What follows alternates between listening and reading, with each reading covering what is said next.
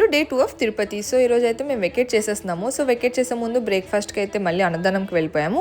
And ఈరోజు బ్రేక్ఫాస్ట్లో అయితే ఉప్మా పెట్టారు, నాకైతే చాలా నచ్చింది.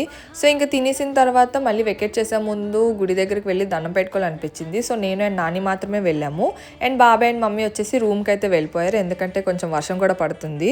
సో ఇక్కడ ఇంత మంచులోని నాకు సరిగ్గా క్లారిటీగా కూడా కనిపించలేదు. అండ్ ఇక్కడ నేను జూమ్ చేశాను కదా, సో అదే గోపురము. సో మాతో పాటు మీరు కూడా దండం పెట్టుకోండి.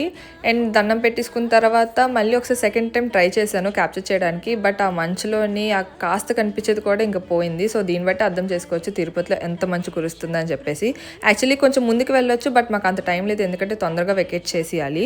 అండ్ నాకు ఈ ట్రిప్ అయితే చాలా స్పెషల్, ఎందుకంటే ఫస్ట్ టైం నానితో వచ్చి అండ్ మంచి దర్శనం అయితే జరిగింది.